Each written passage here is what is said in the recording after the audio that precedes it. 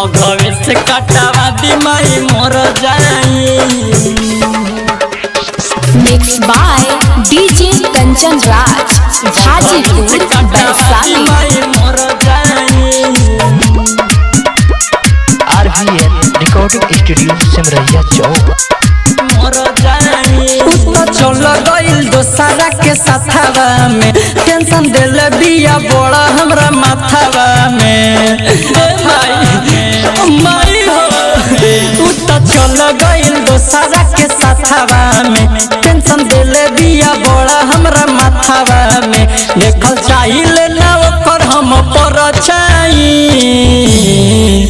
बघवे से कटावा दी माई मोर जाई।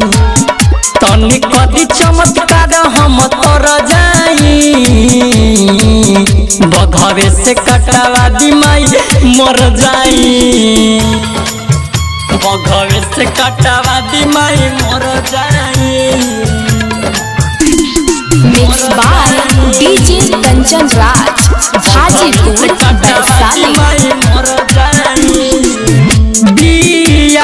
खुश जाके तो सारा के घरे माई हो खातानी जहर नहीं पड़ेला सर माई हो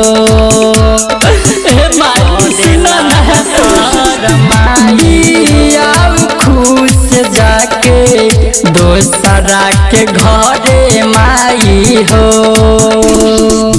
खातानी जहर नाही कहरे सदमाई हो तो चल गइल पियावा के देसावा हो हमके छोड़िए के पागला के बेसावा हो कैसे कहीं माई बिया हर जाई बघवे से कटावा दी माई मर जाई। तनी कदी चमत्कार हम तर जाई बघवे से कटावा दी माई मर जाई। बघवे से कटावा दी माई मर जाई। Mix by DJ Kanchan Raj Hajipur Vaishali. सीना में सुआ हमारा गइल बगाती माई हो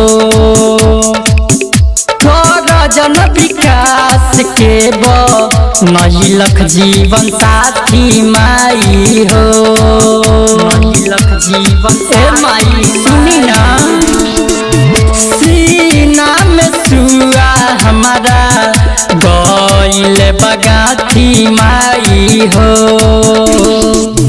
नीतीश विकास के नहीं लख जीवन साथी माई हो तनी फेर दी नजरिया सेवा खावा पर बनी दियावा जरौले अपना हाथावा पर श्याम सुनदर के जिंदगी संवर जाई बघवे से कटावा दी माई मर जाई। रंजित बोलू के जिंदगी संवर जाई